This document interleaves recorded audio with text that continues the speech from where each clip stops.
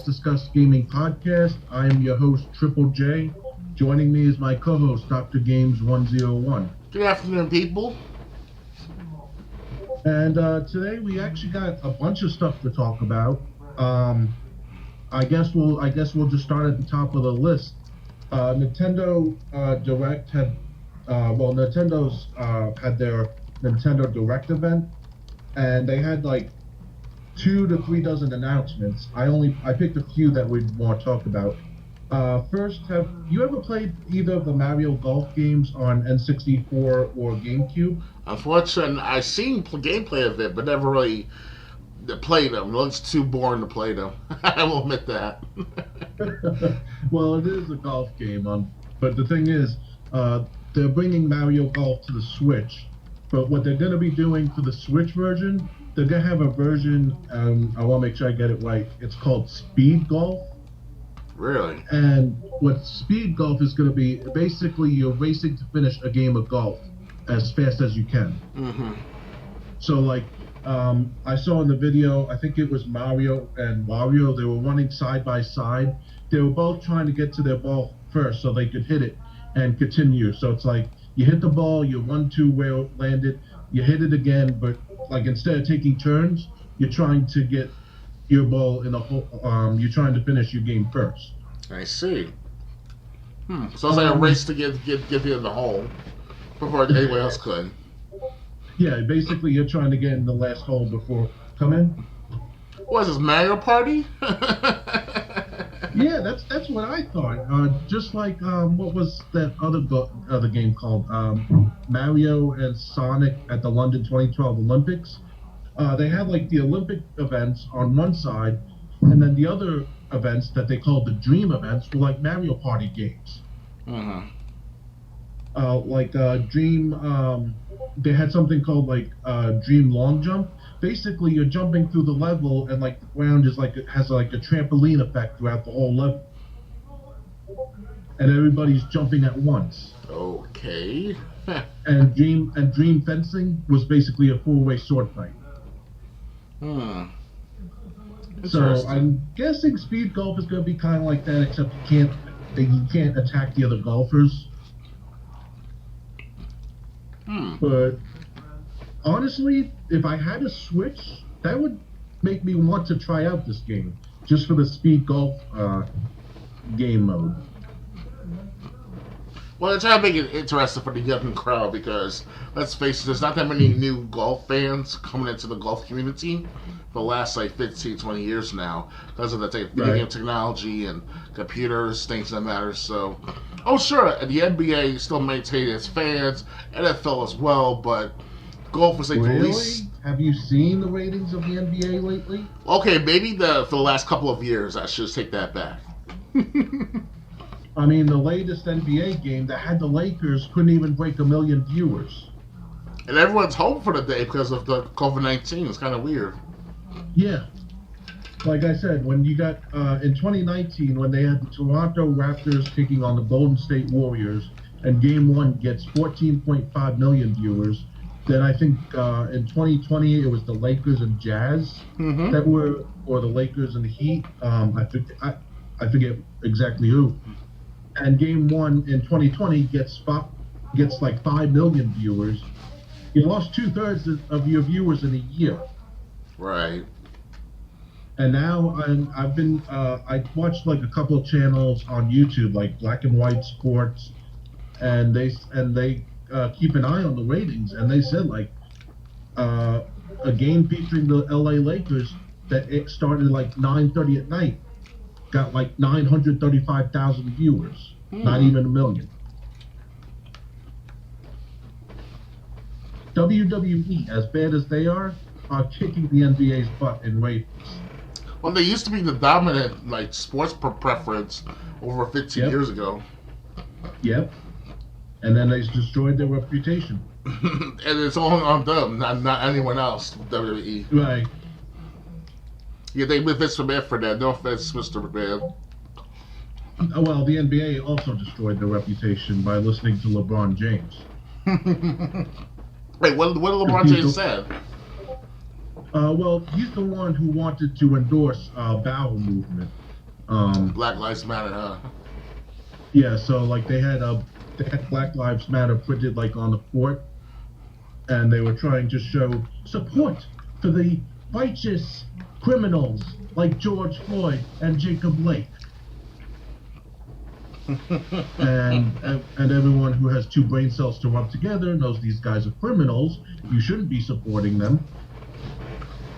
And is it interesting watching? Is it I was someone to say though, I won't put my 2 cents in. Is it interesting that 15, 20 years ago, people who were like pissed off at the police officers for killing them, for these innocent bystanders or innocent people being arrested, but then all of a sudden when the cameras are like the iPhones started coming out, we see all the whole details of the story later on. Yeah. Yeah, they're upset like when the footage isn't revealed right away, but then like when the footage does get revealed, it doesn't even push the narrative that they're trying to push, so they get upset all over again. Yeah, karma's a bitch on both sides of the aisle, or both sides of the situation. You would think after one person was wrong a bunch of times, they'd eventually look at the facts as they are and not what they want them to be. I mean, if it was like the year 2005, you can get away with it. Yeah. But, I kind of believe that. I kind of believe about Sean Bell and Amadou Diallo, but then all of a sudden, if these events took place in 2019, 2020, then it'd be a different story. Right. But the thing is, like a lot, I didn't watch the NBA because I never was a fan of basketball. It was always, that was like one of the sports that was too boring for me to watch. I'll play like NBA on PS3 or Xbox One, but like it's too boring for me to sit down and watch a full game. But I heard like basically the announcers were just basically trying to shame people who weren't in support of bowel movement, and just people were like, you know what? I'm watching the game trying to escape the bad situation I'm in with this pandemic, not to be preached to. And to be told that I'm no good if I don't agree with people rioting in Portland and Seattle. I'm very surprised New York City is not like the constant place, because of course when people think of New York City, we think of Manhattan, and obviously we were told in the news that Manhattan's like a little bit of a ghost town at one point. Yeah. But then all of a sudden they're back from protesting as of like late last year or something like that. So. Yeah, but how many of those protesters really do you think live in Manhattan? Of course not. They don't live there. If they come to my neighborhood, someone's gonna get their ass beaten. It's not gonna just be me. So. Right, and the thing is, these people, a lot of the people that could afford to live in Manhattan already left, because what's the point when, would you rather live in New York City with all the conflict and people protesting and stuff and having to pay out the nose for your apartment, or would you rather move to, say, West Virginia, where you could pay a fraction of what you were paying for your home, have a backyard, maybe like a big backyard, Amazon subscription, maybe you're spread out from your neighbors, and there's no protest, there's no riots going on, and everything is peaceful. I mean, where I live in the part of New York City is pretty peaceful, especially at nighttime. But that was like for the last couple of 3 years so far because of the pandemic. That's when people are starting to stay indoors a lot more because of the technology and all. They have to. But even before 2019, 2018, people were like indoors most of the time doing their smartphone activities, things that matter. Then no one's not going outside anyway, so it's just basically a catch-22, in my perspective, that is. Because I don't hear all the commotion of cherry bombs and shootouts and stuff like that. Huh. That's interesting. It used to be very crazy at nighttime 20 years ago, but not anymore. And I heard from a friend like 7 years ago. He lives in Lawrence, New York, or at least he did. I don't know if he still lives there. He lived in Lawrence. He even lived in Valley Stream, and he said like Friday nights and Saturday nights, like at 9, 10 p.m., you just heard people, like he lived near a bar, So like you'd hear people like drunk in the streets and like screaming, causing a ruckus, and he's like, "This is ridiculous." I mean, you live really close to a bar. That might be part of the problem. Of course. Now, sometimes there's this where I live over by in Valley Shore. Live over by I was at Liberty Avenue and Merrick Road, and there's this parking lot where it shows like people do all these wheelies and like burnouts and stuff like that, donuts, stuff like that at one night. I was like, what is going on out there? It was like rain, rain, rain.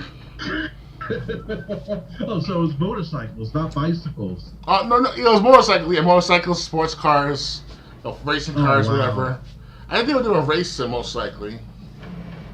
Yeah, most likely races, or they were just burning rubber to show they were cool, really strong men. And cool. Yeah. So, that's why like the NBA ratings have been falling. The NFL ratings have also been going down, just not as much. Right. I don't know how baseball's been doing. I haven't heard anything about them, so I guess they're staying afloat. Right. So that's the sports recap. But we're not done with talking about Super Mario Brothers. The next announcement that I got from Nintendo Direct: Super Mario Brothers will be an Animal Crossing. Have you ever played Animal Crossing? I've heard of it before. I didn't hear too much about it until after 2020's Animal Crossing game. But you never played it yourself? Never did. Heard about it. It looks good to play every now and then, but that was like, I remember the first Animal Crossing was broadcasted on Tsunami, I believe, and they were talking about like how it takes like a whole entire day, literally, to go back to the same place, like in a store or some person that's available at their home. Oh wow! Is that true? I've never played it, so I don't know if that's true or not. But the thing is, they had a Super Mario Brothers. They're gonna, in the new Animal Crossing, they're gonna have a Super Mario Brothers level. Like you saw Mario and Luigi traveling together. You saw the big block like coming down, and then like going back up, and then you saw like Mario and Luigi go down a tube at the end, and it looked fun, but it looked more like something you would expect to see like in an Mario adventure game, not like an Animal Crossing game where I think you're like trying to take care of your own virtual property. Pretty much, you're right. But I mean, it still looked fun. I mean, so hey, anything that they can do, I'm not gonna shame them for trying, especially if it looks cool. Right. So that's in Animal Crossing. Couple more announcements. This is the one you probably want to talk about. The Ninja Gaiden Xbox 360 games are coming to the Switch. Yeah, that's pretty interesting because there was this episode. Well, at least one, it was a mini series of game by Dexter Manical, Game In, Game Out, and I made fun of Ryu Hubasa hiding behind a bush at some game paradise for gaming characters or game characters, stuff like Ryu, Yoshi, Spyro. Spyro was calling Ryu Hubasa butt licker. It's like, hey, butt licker, butt licker, butt licker, butt licker, butt licker, butt licker. Like, it was funny as hell. He's like, and then his manager saying to Spyro, "Fuck off, Spyro."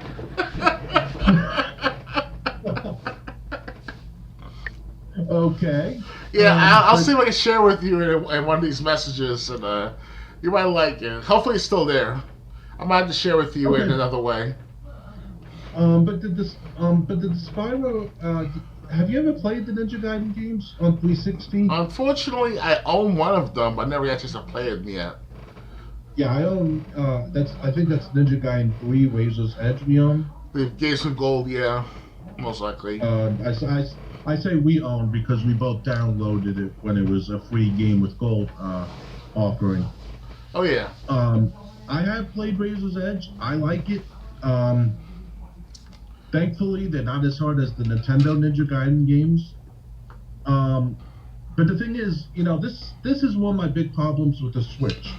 a lot of the games that we may have played, or may not have played, are coming to the Switch.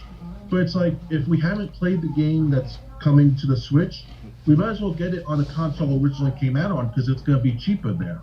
If I recall correct, the first Ninja Gaiden came on Nintendo system back in the 1980s.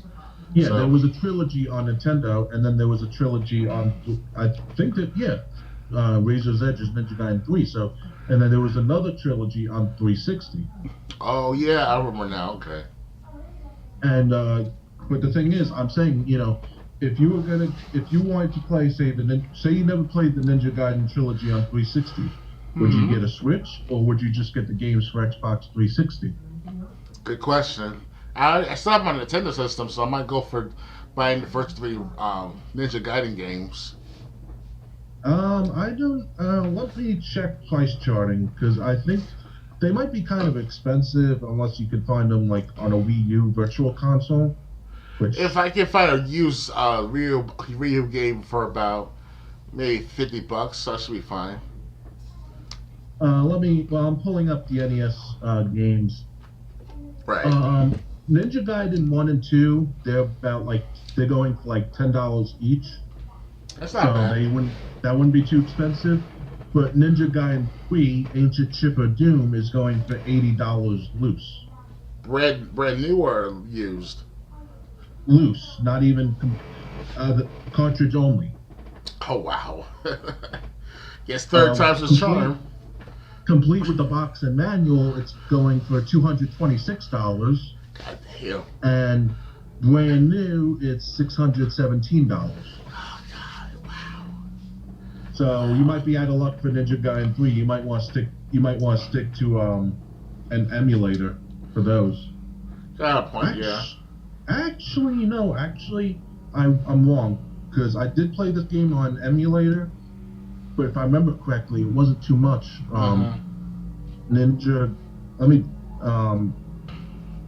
Because I played Ninja Gaiden Trilogy on Super Nintendo. Yeah. Okay, never mind. Ninja Gaiden Trilogy for Super Nintendo, the cartridge only, is $120. That's for the first 3 Ninja Gaiden. Yeah, it's all 3 original Ninja Gaiden games on a Super Nintendo cartridge. So, if you want to play, Ninja Gaiden 3, the original 3, in some way, it'd be best to stick with the emulator. Really? Unless you got the money to drop. Unless you got like $100 lying around at least. I can spend up to like $25 for the first 2 Ninja Gaidens, and from then I'll buy the trilogy later on. But the trilogy I just said is $125. I know. Eventually, if ever make a lot of money. If you're gonna get the trilogy, you might as well just save the $25 you would spend on the 2 Nintendo games. Good point. If I become rich, that's when I'll start having lots of money and buying all this real boss of shit. So I mean that's the thing. I don't mind that they're bringing it to the Switch, but it's like you're bringing so many games to the Switch. It's like, where are the new games? Not games that we've played already.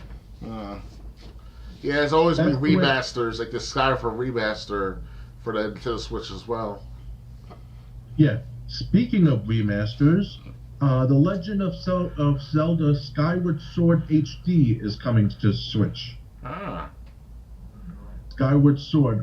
That was, I think, the Wii game, the second game on the Wii.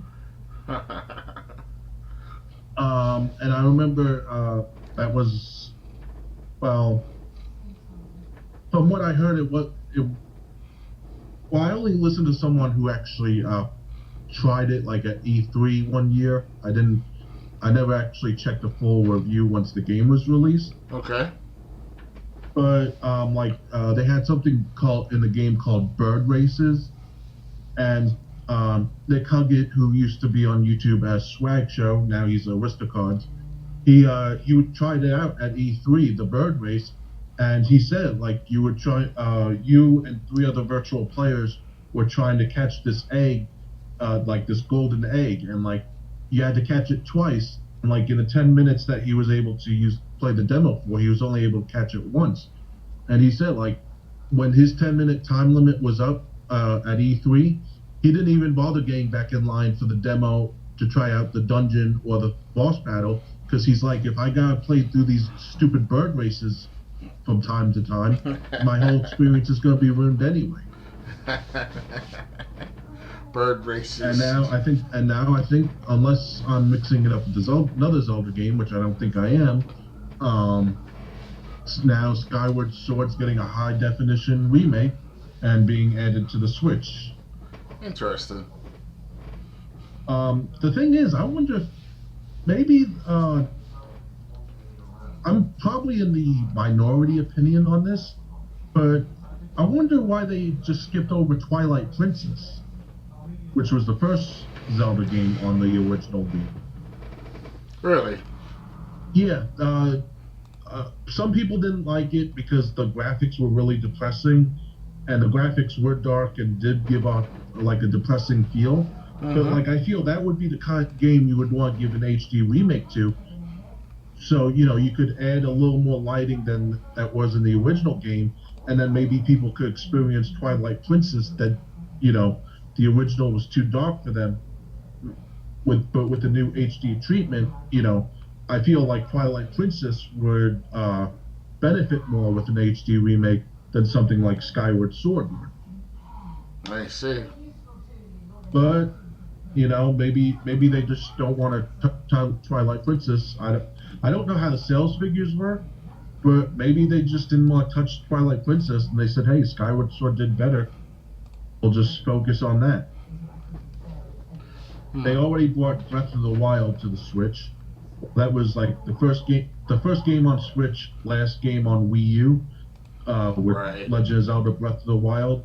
I heard they are working on Breath of the Wild 2. I don't know if that's going to be Switch or not. Probably will be.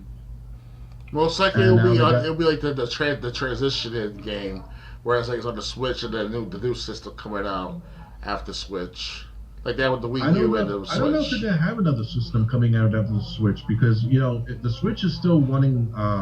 The Switch is still, it's still doing well enough to the point it's like, why would you want to stop it while it's on a wall? Right. You know, if the Switch was selling like Wii U was, that'd be a different story. But since the Switch is about to reach original Wii sales figures, it would be best just to stick with it, because I hate these video game consoles that come out and like the upgrade is so unnoticeable. That's like, you could have made this game for the last generation console. So what's the point, right? Yeah, I mean, heck, they did it with the PlayStation 4 and Xbox One. How long after the PS4 and Xbox One base models came out, we had the Xbox One S and the Xbox One X and the PlayStation 4 Pro, and it's like, the Xbox One S and PS4 Pro should have been the base Xbox One and PS4 consoles. You know, it would have been better just to give the PS3 and Xbox 360 a couple more years. That way, when the new consoles came out, there was an actual noticeable upgrade, like in the graphics. If they extend the PS3 Xbox 360 life cycle a bit, it's going to interfere with the dynamics of the game experience, though. Because the Xbox 360 and the with Xbox 360 specifically, it lasted for 7 years. So making it for 9 years, you know, it's kind of like outdated technology. Because look what happened with GTA 5. You know, GTA 5 had good graphics in the 360, yes, but if you extend it for another 2 years, it's going to miss itself out on the Xbox One edition, or at PS4 edition at best, that with PS4 Pro. All right, just hold on. I gotta get my drink. Yeah, sure. Hold on a bit, guys. Excuse me.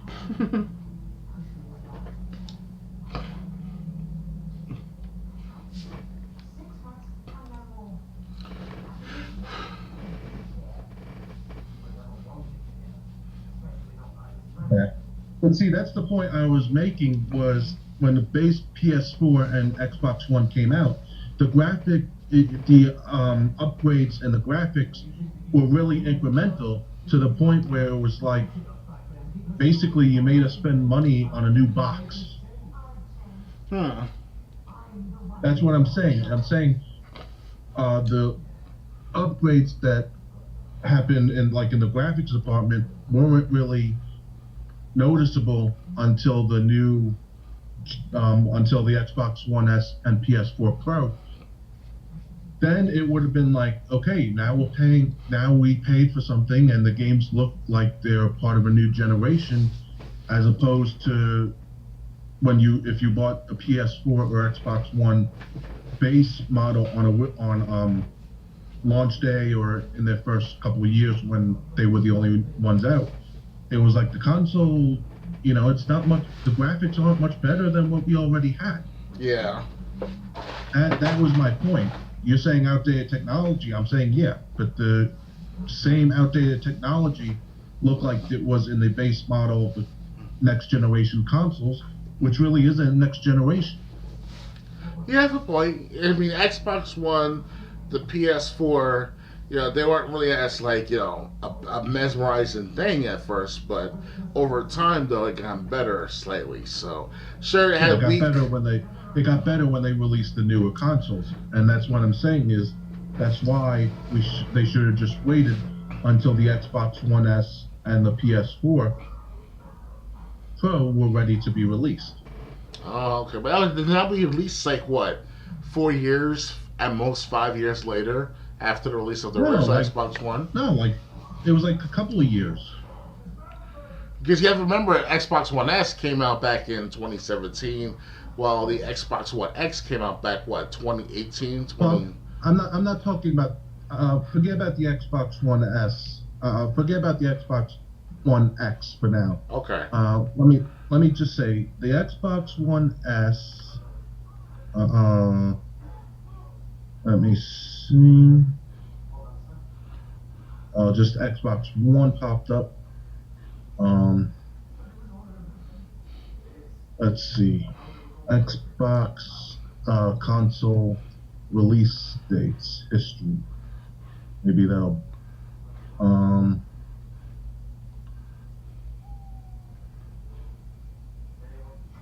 Okay, let me see. So the original Xbox One was released in 2013. Right. And then the Xbox One S was shown at E3 2016. And then the Xbox One X was shown at 2017. Right. It's not telling me when the upgraded consoles came out. I'm sure if you check Wikipedia, it might be there. But what I'm saying is, it basically that's. Don't get me wrong. I have an Xbox One based console myself, and I love it. That's the console I spend most of my time gaming on. I'm just saying, for something that's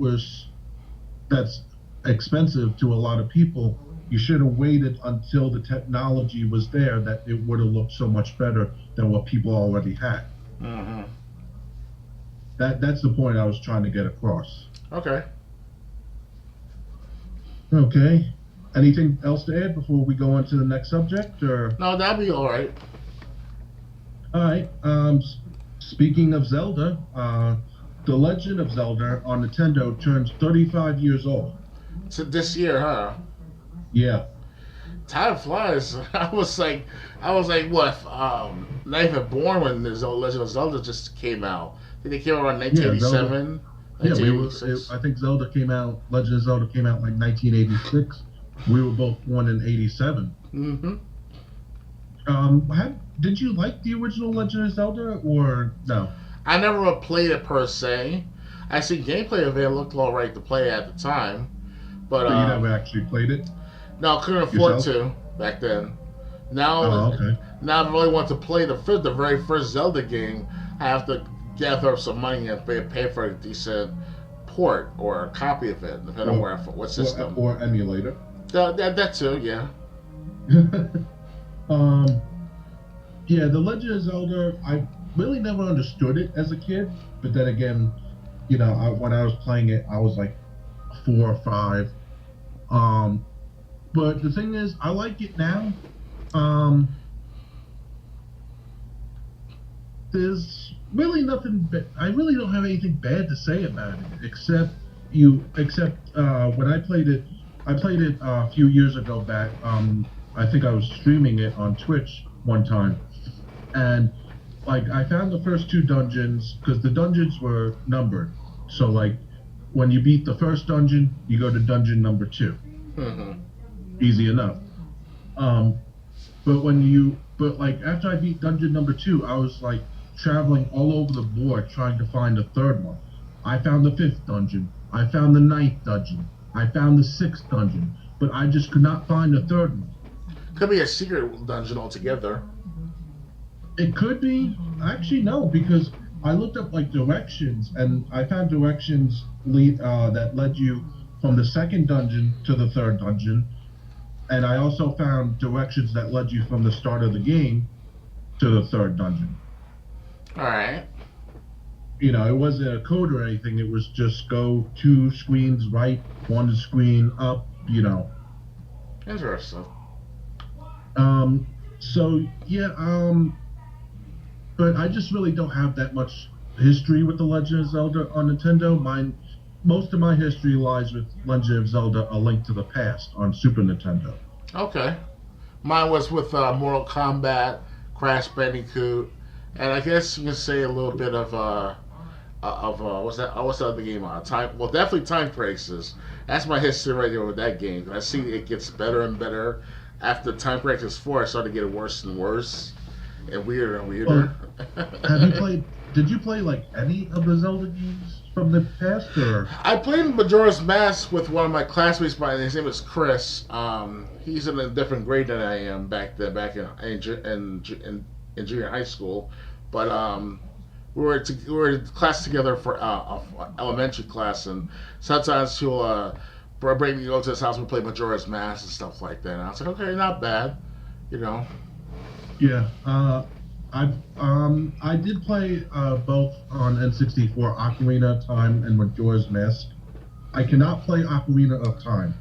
I'm not an arachnophobic, but those Skulltulas that were in the game, which were like crawling skeletons, they freaked me out. That was your childhood my nightmare, huh? Not even that. It's just like when I saw them like on the screen, I just cringe. Like even if I see them in a YouTube video, and then the very first level was like the Deku tree, and inside the tree looks like a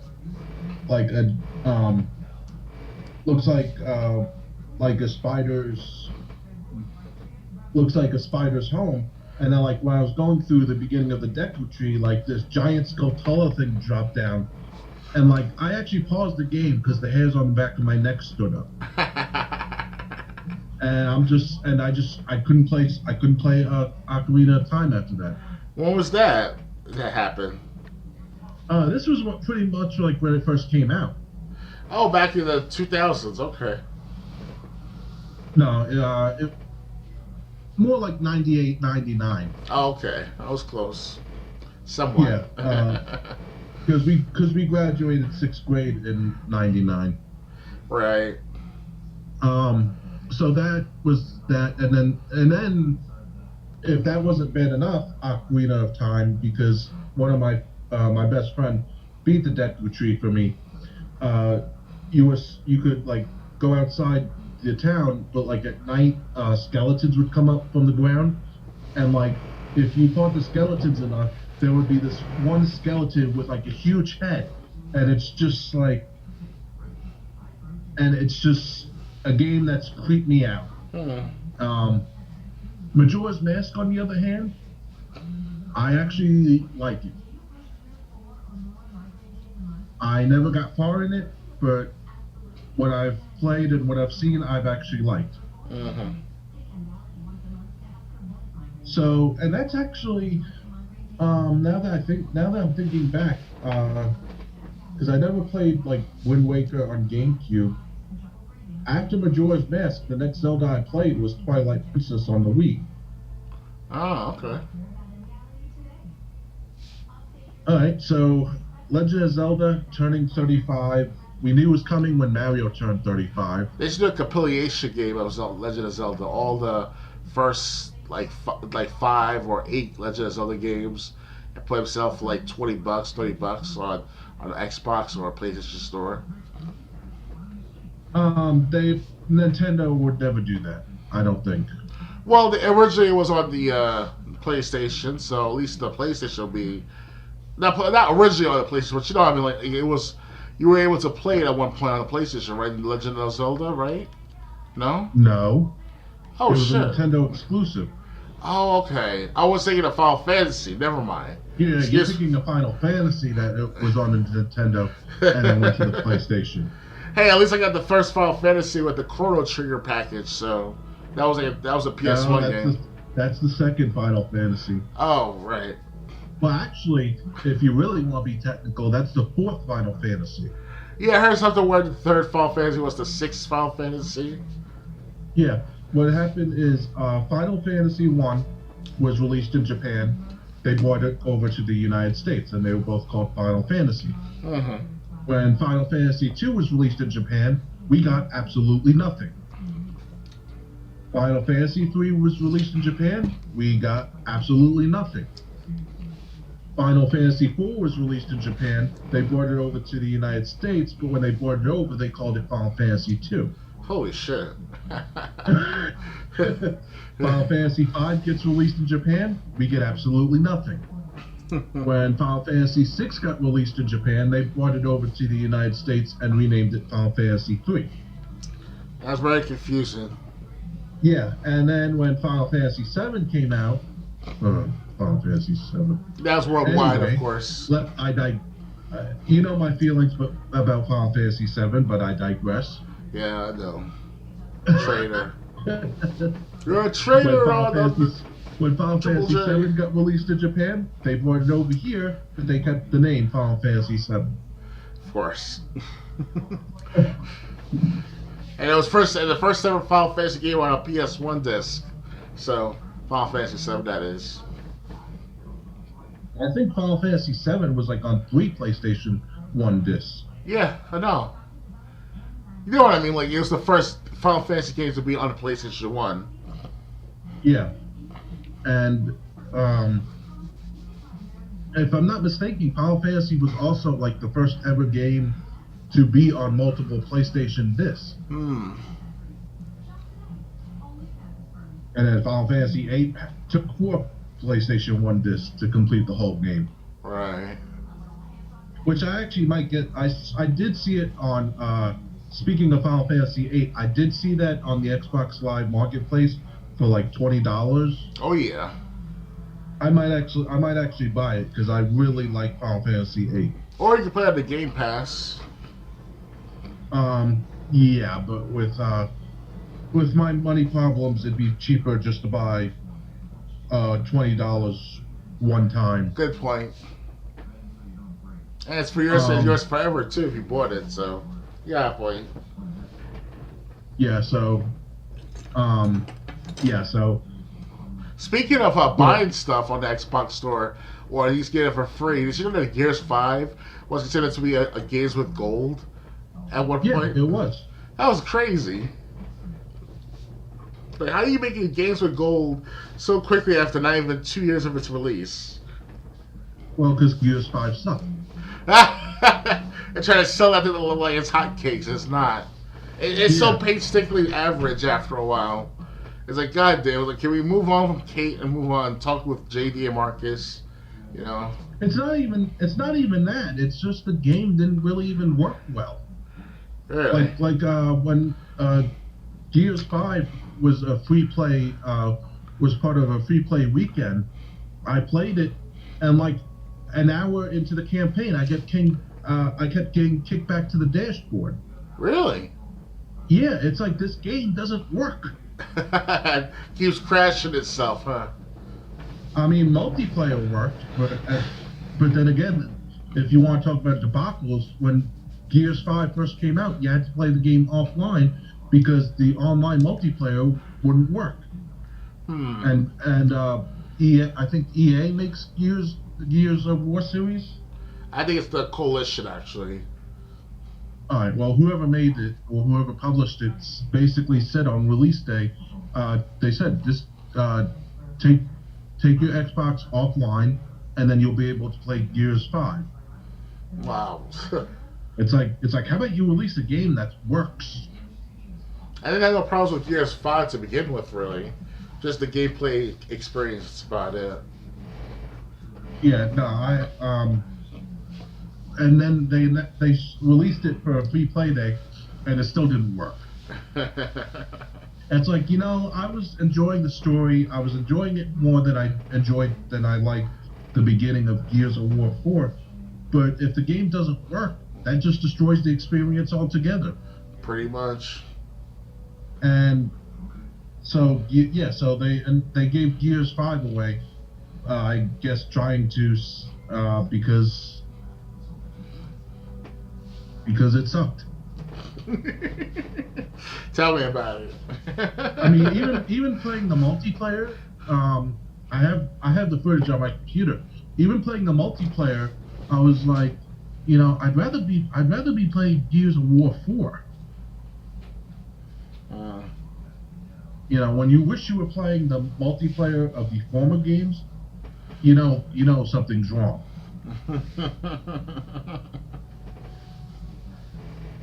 Oh yeah. So that's the story behind that. Gears 5, they totally messed up. They didn't even have a game working correctly at launch. I'm not even sure the game's working correctly now. It works for me without the problems. Just the experience is very daunting. It's like, as you play it, it's interesting here and there action. Get to chainsaw off you guys, get to submerge them in ice with your weapon. After that, it's just like, okay, what else did I learn about Kate? Like, they're not really doing that as much. It's just a cat and mouse game or chicken game, if you want to call it like that. Yeah, that's the thing, because take the original Gears of War games, take 1, 2, 3, and Judgment. We like those characters a lot more than the new one. Oh yeah. I like. I think her name was Sophia. She was like the female soldier in the original, and it's like I like her a lot more than Kate. I like Cole and the other one besides Marcus. Basically, Bard. Yeah, Baird. I like Cole and Baird a lot more than I like the new one. So it's kind of like so it's kind of like the new squad wasn't as interesting as the old squad. Yeah. And I really hated the beginning of Gears of War 4. The whole reason I stuck it out and continued the campaign was because I like Gears of War so much. But Gears of War 5 is the only Gears of War game where I never finished the single player campaign.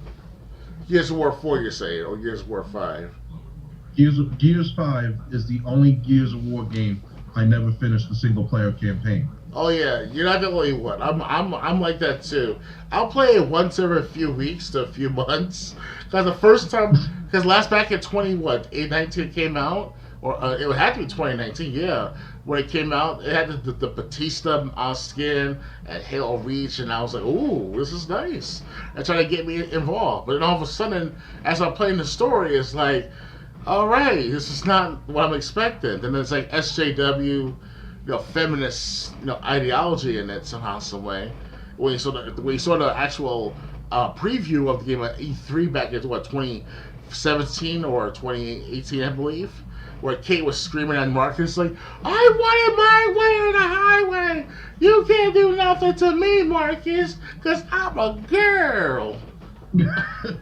I'm not. That's not the exact words, but that's how I see it as. She was pretty much acting like a That's bitch. That's how you interpreted this. She was pretty much acting like a bitch. I was like, God damn, that's cringeworthy right there. You can't do this to me, Marcus. And don't get me wrong, like when in Gears of War 4, when they announced like James Marcus was Marcus's son, and that, you know, I wanted to get to know these new characters because I like the old ones so well. I thought, oh, I'm gonna like these new ones, you know, just as much. Yeah. No. Now it's just like, what the fuck? That's why they had to bring back Marcus's father to begin with. Yep. He was good support for the game altogether, Gears 5, but as well as Gears 4 especially. But Gears 5 was like, you know, they try to put it all on Kate, and it's like, you can't do that because no one doesn't like Kate as much. So we didn't grow up with Kate. We grew up with Marcus and parts of JD, if you want to call it like that. So. Yeah, but we grew up. Well, I don't want to say grew up because even when the first Gears of War came out, we were pretty much like in late high teens, school, late teens, or junior high. Yeah, late teens, like 19, 18 years old. Do you remember the year Gears of War came out, the original? Yeah, 2006. Okay, 2006. Yeah, so we graduated in 05, so we were already out of high school when the original Gears of War came out. And, you know, we liked the people that were in the games and that kept coming back, but the new ones just didn't match up to the old ones. Oh, yeah. Hold on a second. Give me a few minutes on that. I'm in the podcast. Sorry about that. Sorry about that, James. It's all right. Yeah, so, I mean, to continue on what we were talking about, you know, it's not that we grew up with the Gears of War characters because myself and Dr. Games 101 were already full grown. We were already out of high school. We already graduated when the first Gears of War came out. But when we were playing the adventures of Gears of War 1, 2, 3, and I played even Gears of War Judgment, which also had a epilogue of Gears of War 3. It was a continuation of what happened after Gears of War 3. And it's just these characters, you know, we would have accepted Gears of War 4 characters if they were as interesting as the ones that came before them. But they just weren't that interesting. So that's all I got to say about Gears of War. The next subject we're going to talk about when Dr. Games 101 gets back is the Pokemon games coming out on Switch. I'm still here. I was still. I had to come back in a few more minutes to an hour. But I'm still here. What was that? I'm still here. I can still talk. Oh, okay. Well, we were talking about we wish new games would come out on the Switch. There's a few Pokemon games coming out. One of them is a new version of Pokemon Snap on N64. Then there's like a couple of the DS Pokemon games that are going to be released on the Switch. And then there's going to be like an open world game that's not coming out till the beginning of next year. But so like some games are being re-released, some games are coming out in the Pokemon franchise. Dr. Games 101, do you care about Pokemon at all? Last time I played any Pokemon game was Pokemon Yellow, and that was back in 2007. I was still in college. I was still in college, still playing Pokemon, the original Pokemon trilogy. But after the trilogy, with all my books I got and stuff like that, I kept it in storage next to my library here next to me, and that's it. I just put the past behind me on Pokemon. But I still watch cosplay of the Pokemon and artwork and stuff like that. It's pretty interesting that these people grew up with me like that and turned it into an actual, mature version of things. So something like that. Did you ever play Pokemon Snap on N64? Oh, I still got the game. Yeah. Oh, you own that game? Yes, I do. It's somewhere. What do you think of the original Pokemon Snap? Well, I had a good, decent picture of Articuno, but it got deleted by a corrupt file, so I can't have that picture anymore. So, because it looked like he was like giving a helping hand to someone, where he was like open arms type of like angel type of matter. If you read and look at like religious art and stuff like that, so it's kind of like they were Articuno at first, and I call him the Godfather picture. What I'm asking is, what do you think of the game itself? Oh yeah, well that's one of the experiences. Yeah, I like the fact that it's very interactive. Anything can happen at any moment if you're not careful. If you look at it a certain way throughout the campaign of each stage, there's always something going to happen unexpectedly. So that's what I like about Pokemon Snap. Okay, I never played Pokemon Snap, and like I played Pokemon Blue in elementary school. I played Yellow on an emulator, but I never played either of the DS Pokemon games. And now this open world one that's going to be coming out at the beginning of next year looks really interesting. Like, what's it called again? Are going to be like, what was that? What's it called again? The new Pokemon? I think the new Pokemon is like Pokemon Arceus or something. Yeah, I heard about that the other day. Yeah, it's gonna. Yeah, it looks like it's open world. It looks like you're gonna be fighting with Pokemon, trapping Pokemon, and just like the Pokemon for the first time looks like it's gonna. Well, I don't know if it's about the first time, but the Pokemon are gonna look really detailed. All right. They're gonna look like actual animals instead of these little miniature things. So that's gonna be like something from Pokemon Go from like 3-4 years ago. Yeah. So. Yeah, I'm surprised. I actually kind of acted out one time when I was off my medication, where I was fucking what's that called? I was carrying around an extended baton in my backpack with an actual backpack looking like Ash Ketchum's backpack. I was walking around the town and stuff. I was like, yeah, I'm going to catch some Pokemon. And everybody that saw you just looked at you like, poor boy. And I ended up in the hospital because I was walking down the hallway and collapsed. And at the same time, I had like a diabetic shock for the first time in my first time having anything to do with my diabetes that badly. And I see that I had to take care of myself better. So, yeah. At the right place and right time, because if I ever, when I was outside, out somewhere in another part of New York City, I know I'm going to be either in trouble or end up in an unknown hospital that I'm not well aware of. So, yes, people, take your pills, kids. If you're mentally ill like me. And if you have diabetes, pay attention to your diet if you're on diabetes, because it goes hand in hand. Yeah, I mean, your diet can be really either beneficial or harmful to you depending on what you eat. Yeah, and I had one of those little Debbie snacks, that kind of did the trick. It skyrocketed my sugar level at one point. At the time, that is. Yeah. Too bad. It's not like we were children where we could just eat whatever we wanted and we would process it and like we wouldn't have to worry about it. Oh yeah, I can't eat sugar like I used to. Yeah, I mean, we could eat like a big bag of potato chips. I'm talking like $3-4 bags, and like we could eat like the whole thing in one sitting, and we wouldn't have to worry about it. Yeah, no health problems necessarily.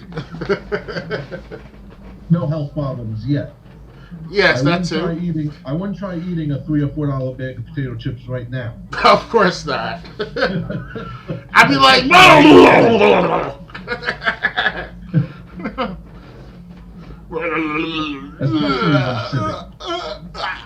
Help me, James. Oh. Okay, I'm out. Okay, so anyway, back to Pokemon. Sure, someone in the chat was like, what the fuck is going on in this podcast tonight? Yeah, I bet you that's what people are thinking. But back to Pokemon, specifically Pokemon Go. What did you think of that Pokemon Go craze that happened like a few years ago? Well, I never played it per se. I seen gameplay of it on the internet. I seen testimonies where people would see dead bodies and such. So it was a very interesting, revelation or some sort of like revolution in Pokemon game altogether. So. Well, I never played it myself because I think you needed a smartphone for the game to work. Yep. But what's funny is when I was working at Snowman's, one of my managers played the game, and like me and my friend are talking outside the building. It's our break time. And then my manager runs out the building like he's on fire. It turns out he wanted to get to the park that was a few minutes away because he heard of Pokemon that were there, and he wanted to catch them and then get back before break was over. So when my manager runs out of the building, gets in his car, goes to the park, me and my friends just looking at each other like, I hope we can get back inside.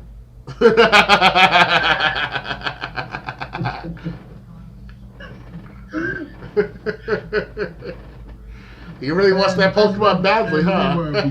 We were, because even though my manager left, we had like 4 or 5 managers in the telemarketing division. Yes. So like one of the other managers just let us back in when we wanted to come inside. Okay. Because the door would lock from the inside. When it was closed, it would lock from the inside, and if you wanted to come in, someone had to buzz you in, and you had to open the door while it was being buzzed open, otherwise you couldn't get in. Oh yeah. Actually, funny story about that. In 2015, they were allowing us to wear our Halloween costumes. We were actually having a costume contest on October 30th, the day before Halloween. All right. So I was dressed up like Jason Voorhees. I had a fake machete, fake blood on it. I had the Friday the 13th mask. I was wearing all black. So I go to the door. I press the thing to be like let in, but like no one's buzzing the door open. So I had to lift my mask. I looked at the camera like, really? And then I hear. I had to lift my mask just so they knew who it was. They couldn't tell it was you, huh? Surely you see James's hair. But then my friend at the company, he did something even worse. Because that was the day before Halloween. Right. The day of Halloween, one of my friends there had like a bloody clown mask. So one of the managers, the manager that hired me, he's getting things set up for downstairs. Telemarketers that are going to be working downstairs. And, so it's like 8:30 in the morning. Everybody's still like trying to shake the cobwebs loose. Still trying to actually wake up. And then, so my friend put on the mask and tapped on the glass. My manager looked up and saw someone wearing a bloody clown mask. And my manager actually fell back in fear. Like, holy shit! The taxman's after me. When the manager fell back, my friend took the mask off. He's like, "Oh my god, I didn't expect to scare you like that."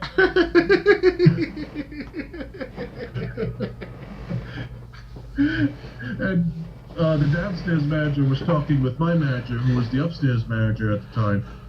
And like after my friend left, making sure the manager was okay, my manager was like, "I don't like that mask." Uh-huh. But then again, think about it. It's 8:30 in the morning. Everyone's still trying to wake up because we were there at 9 p.m. the night before. And you see someone wearing a bloody clown mask.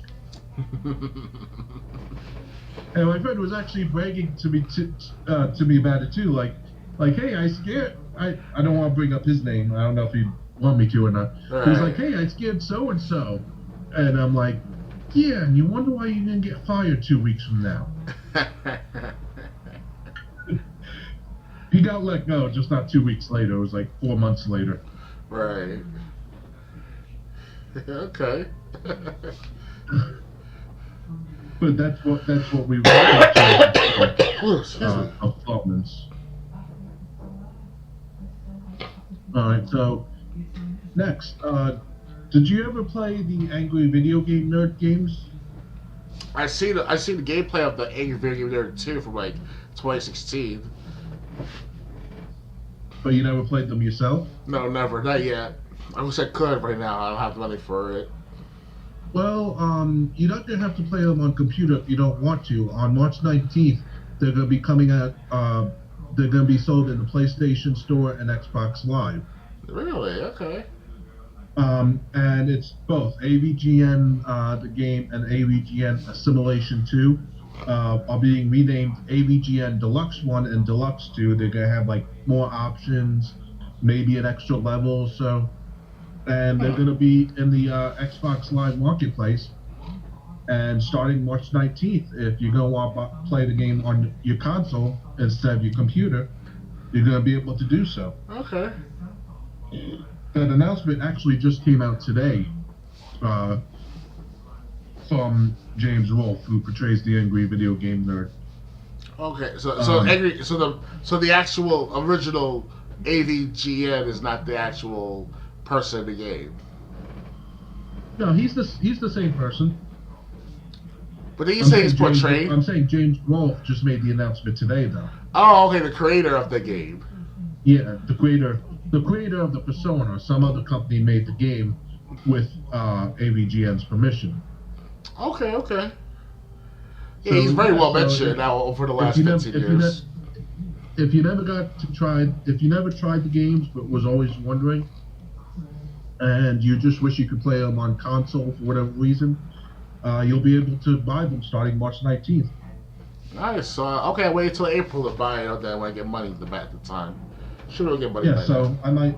So I mean, I'll probably wait. I'm probably not gonna buy them right away. Yeah. Especially with money issues, I'm not gonna be able to buy everything. So like if I buy Final Fantasy VIII on Xbox Live, I'm gonna have to wait for something else. Final Fantasy is also on the Game Pass as well. Speaking of which. I'm not paying $15 a month for Game Pass. Okay. Or just the Ultimate for $14.99 a month. Because the Ultimate you get both. The Ultimate you get both games with gold, Xbox Live, gold, as well as. That's $15 a month, or like I'm saying, I could pay $20 one time and get Final Fantasy VIII. It piles up after all if you keep buying them, but Yeah, but I'd rather buy them instead of. I mean, if I really had the money for a subscription service like that, well, actually I wouldn't. I was going to say I would still be a member of GameFly. But the thing is, GameFly, when I moved down to Georgia, just wasn't worth it anymore because it took like 2 weeks just to get a game. And when you were paying monthly for the service, you're lucky to get it at a time. I was actually waiting like 2 weeks between games, and it's just like I'm paying $15 a month for this, and just the wait time is killing the experience. But the difference now is that it's through your internet, via Xbox right, through Live. The internet is for Game Pass anyway. But I just don't got the money to afford Game Pass for a full year. We'll think of something. We'll think of something. Yeah. So I mean, I'd rather just buy the game anyway, because like I said, just because if I go through Game Pass and of the 200 games they got, I'm interested like in a dozen. It would be better just to buy the dozen games and then not pay monthly for Game Pass. You gotta play. Okay, so anyway, like I said, the AVGN Deluxe games, Deluxe 1 and 2 will be out March 19th on PlayStation Network and Xbox Live. So whether you got PlayStation or Xbox, you'll be able to buy them if you never played them before or just want to play them on a console. The next topic we have Um, you were reading an article. You told me about an article you were reading. Yeah, it was in regards about how not to critically think as much, or how not to be a critical thinker in layman terms. It basically, the title of the article is called "Don't Go Down the Rabbit Hole." Critical thinking, as we're taught to do it, isn't helping the fight against misinformation. So basically, this or the writer of the article is an opinion piece, and it's by Mr. Warzel, Charlie Warzel, and he's the opinion writer at large of sorts. So he's basically saying that in this method called the SIF, where it's like to study, interpret, backtrack, and and move on type of moment in these 4 steps. And he's trying to explain to people that you don't have to think as much of the problem anymore, because there's a lot of misinformation on the internet.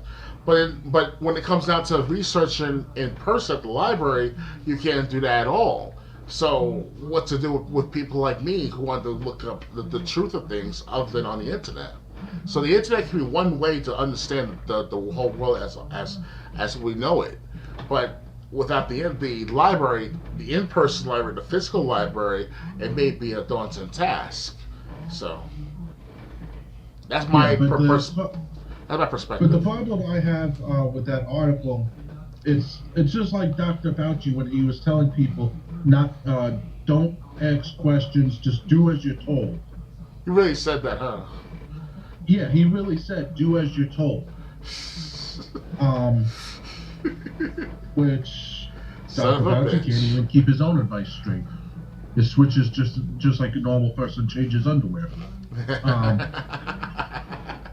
But the thing is, like these people, Democratic supporters, morons, they some of them are just like they believe everything they're told at first, and then like when you provide proof that what they're saying is wrong, they try to spin it in some way where they still come out like they're right. Like I was having an argument with Facebook with someone about George Floyd. Basically, the guy was he was calling me a liar when I told him that George Floyd held a gun to a pregnant woman's stomach and robbed her house. And I'm like, oh, really? So I sent him the article that described the story, and he's like, yeah, this is just fake news, it didn't really happen. I'm like, oh, really? So I sent him the story about how George Floyd pleaded guilty to that crime. And he's like, yeah, he goes, plea bargain, this is just accusation, it's not conviction. I go, you idiot, it's a plea bargain, meaning he confessed. And he's like, yeah, not all confessions are real. And he goes, they probably just had made up charges, and he confessed to get a lighter sentence. And it's like, oh my God, he confessed to something, and he did his time in jail, and you're still saying he probably didn't do it. Was he on some sort of medication that we're not well aware of? This person, maybe. I'll put it this way: if he wasn't on medication, he needs to be on medication. I mean, I said I had to be on medication myself, but goddamn. when I don't care who you're defending. When someone stands up in court and says, yes, I plead guilty, or I plead no contest, meaning you're not going to contest the charges, you're just going to accept them. Yeah. It's pretty safe to say they did that crime. Don't tell me, oh, well, the plea bargain was probably just coerced. And it's like, you really can't coerce someone into a plea bargain, because that's one of the questions the judge asks when you plead guilty to a crime. One of the questions the judge is going to ask is, were you coerced in any way to pleading guilty to this? Like when I took my father to court to get a restraining order, and then I dropped the charge in court as long as he promised to keep his distance. The judge actually asked me, "Are you being coerced into dropping this restraining order for any reason?" So it's the same way, if you plead guilty to something, the judge is going to want to make sure you're not being forced to take the blame for something you didn't do. Right. But when you say you did it, you did it. I mean, it's not like he came out later and contested it. It's not like he came out after he got released and said, "Oh, I served time for a crime I didn't commit." So it's not like he even went back on his statement later. But no, these people, but this guy thought like George Floyd was some angel that was wrongfully, the heavenly angel. The guy that was going to jail for the 10th time the day he died was some angel. He's an angel by heart.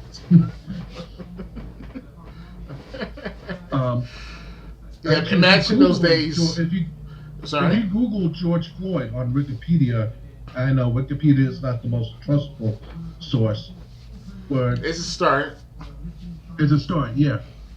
If you Google George Floyd, don't click on the death of George Floyd. Just click George Floyd's name, and it says between 1997 and like 2005, George Floyd was like arrested 8 times for theft, drug possession, and there was a third, and trespass. Then the 9th time was when he held a gun to a pregnant woman's stomach and robbed her house. And the 10th time is when he was spending, or the 10th time would have been when he was spending counterfeit money. That $20 situation with the officers that day, May 2020. Yeah, and the thing is, like, I watched the body cam footage when it was released, and at first they tried to put George Floyd in the car, but then he started spazzing out and screaming, "I'm claustrophobic! Don't put me in here!" And that's why they pulled him back out of the car and held him on the ground and kneeled on him.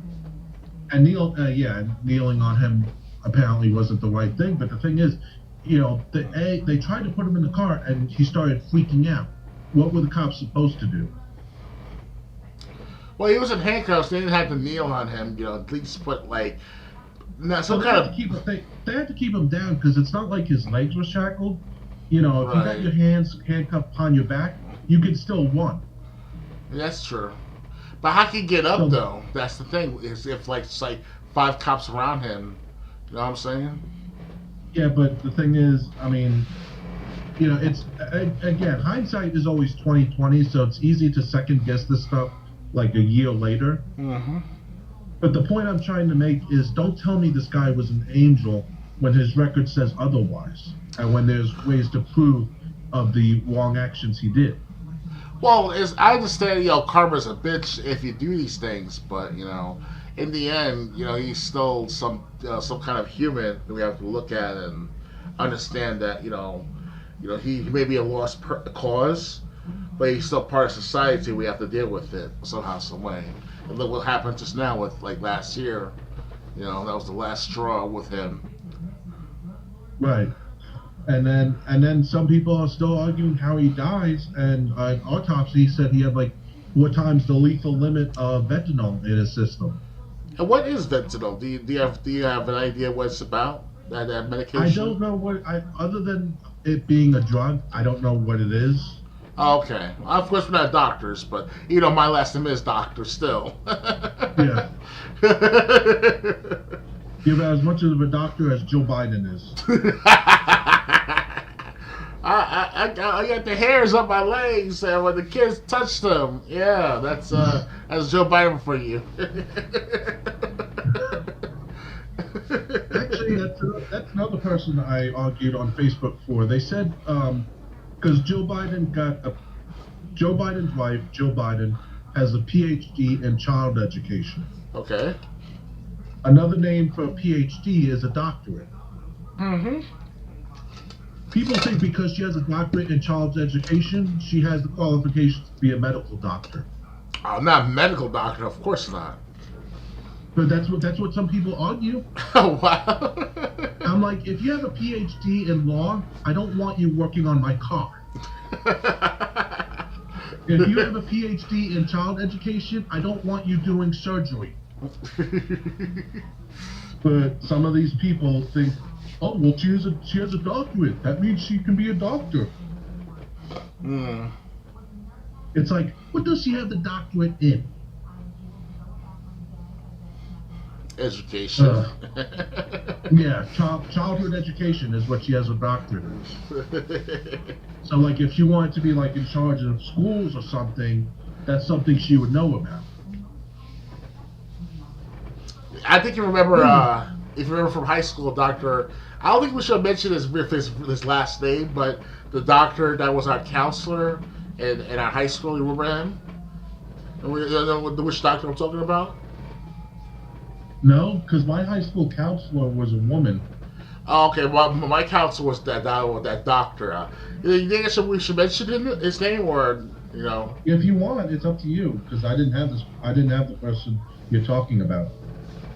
Well, his name is Dr. Mandel, if I recall correctly, and he told me I had to keep calling him doctor, even though I'm like thinking to myself, you don't have a doctor in the medical field, but it doesn't matter because obviously his specialty is part of being in education. So, right, yeah. Now, I had as my I probably shouldn't mention her name, but I had Mrs. Hardy as my guidance counselor. The Hardy Boys. Yeah. I think I mentioned to the Hardy Boys back in the day. I told you who my guidance counselor was. You made that same comment. Yes, that was 15 years ago. I was like, oh, so she's a member of the Hardy Boys. Okay.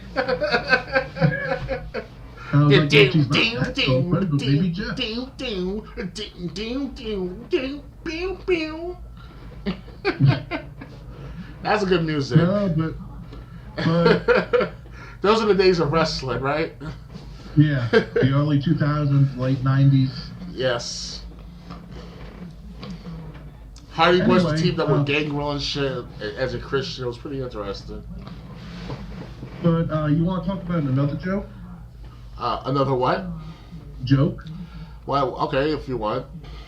Soldier Boy is making another game console. Oh yeah, I heard about that one. And I heard the design of this console is worse than any of the other Soldier Boy consoles that came out before. Which were just emulators with ROMs already downloaded to them.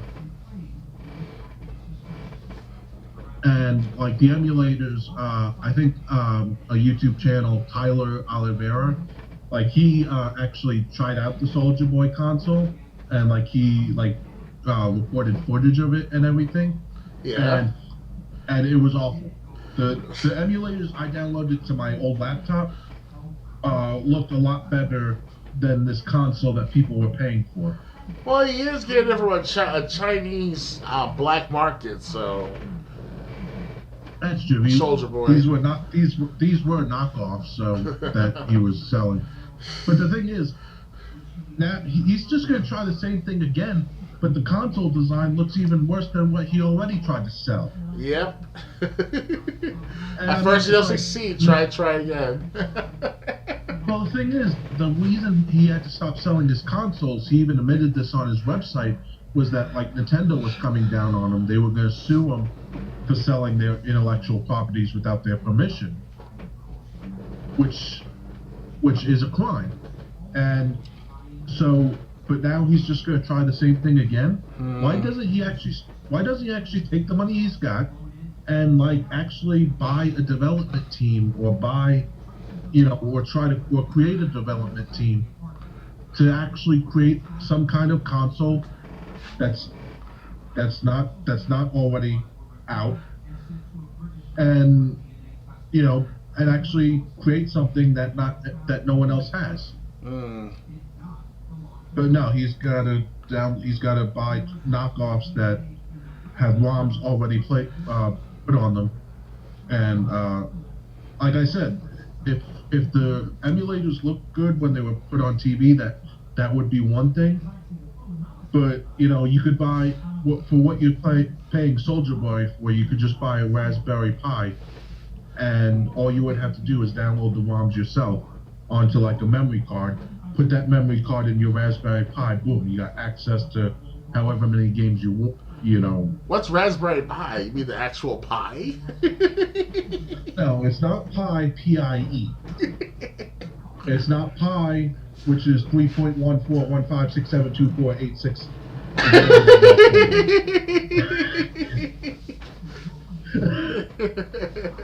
So this is a Pi program. Actually, I'll bring it up. I'm gonna put it. You know what? I'm gonna do display capture on OBS so people on Twitch can see it. Okay. But I'm also gonna.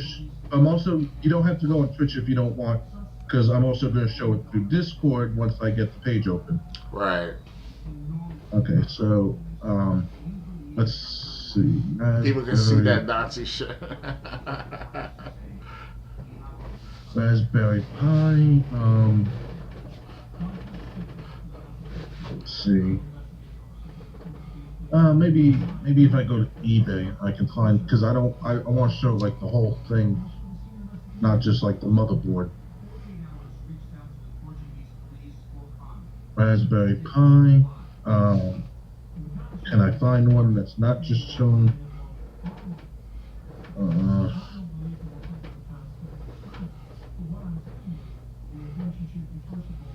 So say like a motherboard / chip of sorts. No, it's not just that. Model B looks like, this one looks like it's brand new. We'll have other pictures of what it. Nope, that's not it. Okay, so I'll just pick this one to show. Okay, now on Discord, I'll share my screen so you can see it through Discord. Okay. Go live. Okay, do you see it on Discord? I've been seeing it through your Twitch. Oh, okay. So this is a Raspberry Pi. Basically, it's a system. It costs like $100. Maybe you could find it for a little cheaper. And it's where you can play games on your. It's basically where you can play emulated games on your TV. Oh, okay. And the thing is, with the Raspberry Pi, you would have to download the games yourself onto a memory card, and then you put the memory card like in the console, and then you got access to however many games you download. I see. And some people, even if you find it by the right person, they can make it look like a Nintendo Mini or a Super Nintendo Mini. It'll be a knockoff. They'll have like the design, but all the games will matter what's on that memory card that you downloaded. And then you don't even have to buy NES or NES cartridges anymore. I have always found emulators that work up to PlayStation 1. So PlayStation 1 and anything further back, Sega Saturn, N64, Sega Genesis, Sega CD. You could just download the ROMs and play these games as you want, as long as you found the ROM that worked. You could play these games without having to buy them. Interesting. And it's called Raspberry Pi, huh? It's called Raspberry Pi. It nice to have a Raspberry Pi every now and then, you know? Yeah, keep in mind, not PIE. Yeah, you can tell I'm thinking of food all the time.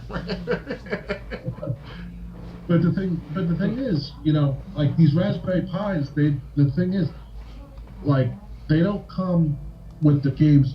What I'm saying is they don't have the ROMs already on the memory card. You have to, you either have to have like a drive on your computer that you could put the SD card in, or I would have to put the SD card in my camera, and then I would have to transfer ROMs that way. Because when you get like a Raspberry Pi, the SD card is blank. But the thing is that that's how they get around it. They're just selling the machine. They're not selling the ROMs already downloaded. So I guess that makes it legal, so at least somewhat. Well, after a few decades, the IP or the copyright of the product tends to be expired, so you can pretty much get away with having your own games from the Atari edition or even from the Coleco if possible. Not really, because I mean, just because the say the copyright for Mario Brothers may have expired on Nintendo, they still have Nintendo's still using the Mario Brothers characters, so they still got the intellectual property of those characters. Of course, yeah. And also, like, I don't know how long video game copyrights last, but like I heard music rights last 75 years after the person's death. Oh, after the artist's death, okay. Yeah. So, like, say Eminem died 2021, let's just say, for example, all his songs would still be protected till 2096. Holy shit. We were long gone dead. At least according to, what was those music channels? I had Cablevision, and they had a whole section that was just listen to music. Yeah, they have that too on TV as well where I live. And when they showed while they were playing music, they would show facts like the first Walkman went on sale for July in 1979. Oh yes, indeed. And they had facts like that. I'm trying to remember what those channels were. Do you remember what they were called? They call the rap channel, the jazz channel, rock channel. No. I'm talking about the music channels as a whole, what they were called. Well, I don't know the exact, because it varies from region to region. So where you live in Long Island is very different from where I live in New York City at the time. Okay. Yeah. So actually I gotta search for this, see if I can find it with a quick search. Optima music channels, music choice. I think I think that's what it was called, music choice. And then, like you said, there was a different channel for each genre: a channel for classical music, a channel for rap, a channel for hip hop. Yep. I was usually either on the rap or hip hop channel. Hear that John Cena one time, right? I wish we could do that. Yeah, no, actually real rappers. Word life at the same time. Thugonomics. That was completely awful. Please don't do that again. That's a good rap by John Cena. I wish he could bring back his old school persona. But we came all rappy and shit, and gangster rap and stuff. He's like, yo, son, I want to kick your ass, Big Show, but won that United States title. Are you done? Yes, I'm done. Thank you. But after this podcast, I am going to show you a clip from AEW Dark, because they do have a person on there who raps about his opponent before every match. But anyway, yeah. So music choice is the channels that I would listen to. But anyway. And Soldier Boy, I expect his console to fail just like his previous ones did, because they're not going to be anything different. Of course. All right, next topic. Developers saying Xbox Series S doesn't have enough horsepower. Did you hear about this? It is no surprise, because yet the Series S version has lesser capabilities and lesser power to begin with. So, right, and so to say that, the Xbox Series S is going to be it's kind of like an all digital, because the Xbox Series S doesn't have a disc drive. Only the Xbox Series X does. Yeah. But yeah, so the Series S, I'm surprised that Microsoft would release a console that wouldn't have enough horsepower. It's like you're not keeping the specifications of your previous console and like adding more horsepower. How do you release an underpowered console when it's like your fourth? Well, they're supposed to make it more affordable for the cheaper, lower income people like ourselves, for example. So if we could afford a $500 Xbox Series X, we could afford the $300, $275 Series X or Series whatever S. You know. Yeah, but but the thing is, if developers are saying, we can't create the games that we want to create because your console's not powerful enough, that's going to spell doom. Yep, and it's pointless. Because there have been other consoles in the past that didn't have third-party support. Nintendo Wii U, for one. Mm-hmm. I think the Atari Lynx was a handheld one from the 90s that didn't have the third-party support it needed, and those consoles died from lack of games. And if your console isn't powerful enough to run these new games, granted, games are a lot more complex to create now because they require teams instead of just one person. Yeah. But if your console can't handle these games, people aren't going to buy your console. Right. So I mean, that's disappointing. The Series S seems to be underpowered, but I guess just more reason for me to get a Series X when I can afford it. But just like the Switch, there's gonna have to be at least nine games on the Series X that I can't play on the normal Xbox One before I even consider getting the Series X or Series S. Right. And so the Series S, maybe, I mean, Sony's also having their own problems, so it's not like this is just shade on Microsoft, but I just don't know how you release a console underpowered when you've been releasing consoles since like 2001. They've been doing that. Microsoft, in my perspective, Microsoft is trying. What they're trying to do is trying to appeal towards the less affordable crowd, the people who can't afford as many high quality systems. So, excuse me. So basically, it's kind of like playing a risk in a sense of what Microsoft did, and then they played their cards not so well. So now you gotta pay the consequences for it.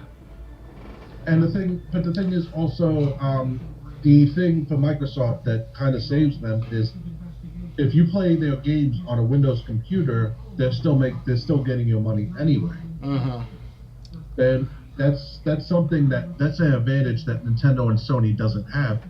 Nintendo and Sony don't make computers unless you count their game consoles as computers.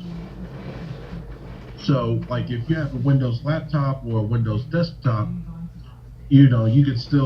Microsoft can still make money off you anyway. Yes. So I guess but I don't know, maybe they're spreading themselves too thin. Maybe this was just miscalculation. Miscalculation in my perspective, because I wouldn't buy the Series S. I'll buy the Series X because of the power of the Xbox. Because I know that even though if it costs $500 to buy it at first, I would know that the Xbox Series X would be more guaranteed to work well with my games I buy with the console. But the average console buyer don't really see that most of the time. So, not to mention the Series X is the only one that has the hard drive, so the Series X is going to be the only one that's really backwards compatible with your 360 games, with your Xbox One games. Yeah. And original Xbox, basically all your disc-based games will be,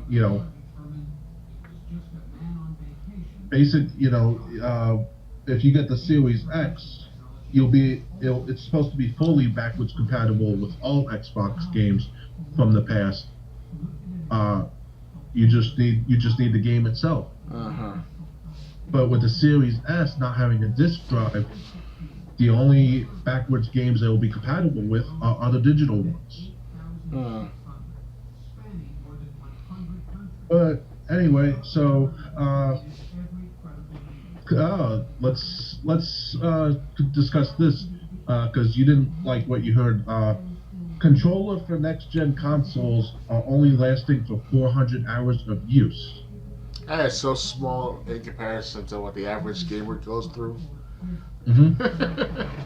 Like, goddamn, how can you be that crazy? Sony, especially. I'm not sure about Xbox themselves, but Sony played a hard, a lose type of situation because how is it that you make a controller, a PS5 controller, knowing that it only lasts for 400 hours? You know? Right. I mean, how many hours would you say you play games per week? I was anywhere between like 5 to about 30 hours a week. Okay, that's a big number, but let's take the big number and say 30. Pretty That's much. That's 30 a week, 30 hours a week. That's 120 hours a month. So the controller's going to last maybe 4 months. At most. Yeah, and then you're going to have to buy another controller at $70, $80. They really think that they were that stupid as consumers or us gamers to buy a controller every 4 months. You gotta be kidding me. Yeah, I mean, and it's not just the PlayStation 5. When I was with my girlfriend in 2014, we went to Roosevelt Field Mall. That's when I got the golden PlayStation 3 controller. That cost like $50 brand new. But all I had was one black PlayStation 3 controller, so I wanted a second controller. And the thing is, this PlayStation 3 controller, it still works. You know, I just need to charge it when the battery gets low. But I played with this controller for years, and it still works. Something that's going to die after 4 months, at most. Yeah. That's not going to be worth it. Unless if you're like a very casual gamer, you play like 5, maybe 2 hours a week of gaming, and that's it. It can last you for a year.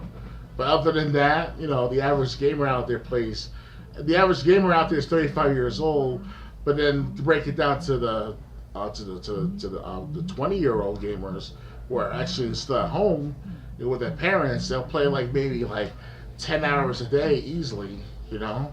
Not to mention, think about before the pandemic. Think about like the people who are like our age.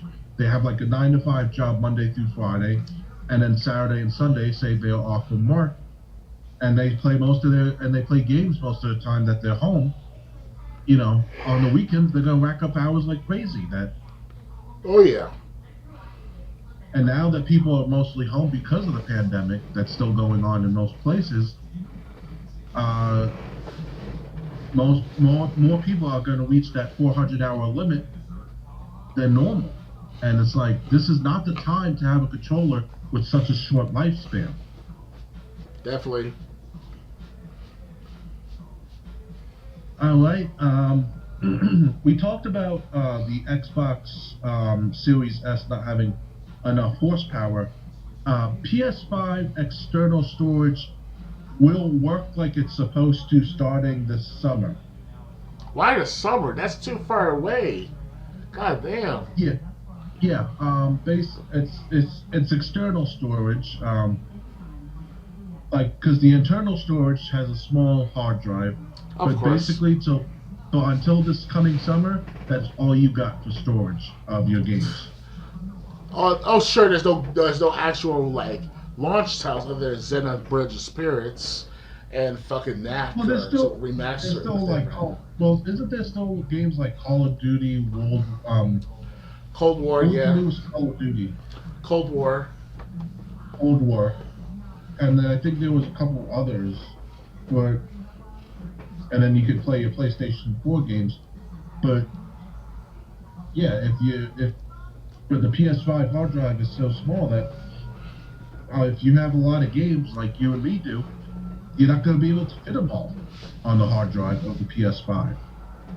Which is why even if people are able to get the PS5, scalpers are still in the making of selling those systems for at least twice the amount sold on the internet originally.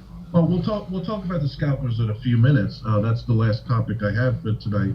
But the thing is, if you do get a PlayStation 5, say you were lucky to get one, VTech USA was claiming like maybe you could fit 3 normal sized games and maybe like an indie game, and that's it. The hard drive will be filled to capacity, and you have to play game roulette if you got more games than that. Oh yeah. And now something that should have been available from the start, because when Darkness the Curse joined us, we talked about this PS5 storage issue. And now they're going to be fixing their error almost a year after the console came out. You know, like I said, what was the point of hot-shotting these consoles if you were going to do a half-assed job anyway? Mm-hmm. So the PS5, if you need more storage that you were hoping to get externally, it's not going to be available for you until the summer. Which is why I'm sticking with Microsoft and Xbox if I get any next generation console. And the last story I have for tonight, PS5 scalpers are upset that they are being hated by the internet. Oh, boo-hoo. Yeah, they actually put out a message, not being too clear who they are, but they're like, oh, we're trying to make sure everyone gets a console, we're trying to make, and it's like, no, you're taking a console that a lot of people want, and you're jacking up the price, so people that are already having a hard time affording it because of the pandemic that we're going through, but they were still able to afford it. Now they can't afford it because you're selling it for $1,000, $1,500, and now you want us to feel sorry for you? Mm-hmm. Maybe don't be scumbag sellers. Yeah. Anything you guys have to say about this PS5 scalpers upset that they're hated? I have no sympathy for these scalpers, really. I mean, of course, scalpers were known since the dawn of man, right? You know, if you buy something from one seller and then sell it again for an extra profit, that's you scalping the matter. But now It's not in person anymore. It's not at a store. Everybody's on the internet where you can hack it very easily. Because let's face it, without the internet, the scalpers of today wouldn't be able to buy dozens upon dozens of PS5s or Xbox One S or S and X. So it's ridiculous. Right. And these people and now they're searching for sympathy because they think, oh, we're just trying to help people get the console they wanted. No, you're trying to screw people out of a console that they wanted. Mm-hmm. Because you thought this was a way to make money. And make a lot of it. Oh, yeah. All right, so we're going to get going. Before we do go anywhere, do you have anything gaming news-wise that you wanted to bring up? Well, I want to mention to the people out there whoever listens to this podcast in real time especially, that I'm about to start doing the editing of my Call of Duty Cold War analysis of the game. I know that people already played it. At least most of our fellow gamers played it so far, and they said it was all right. It's like it's average, but to me, it's more than just average, because how is it that all this stuff going on with what happened 15 years ago?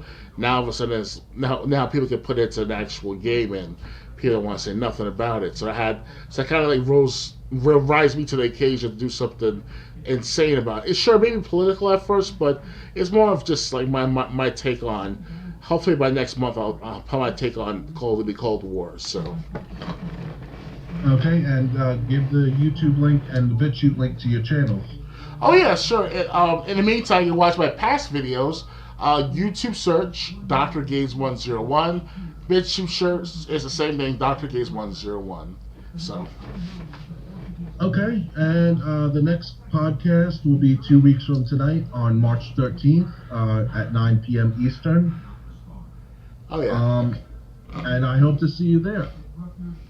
Definitely, Triple J.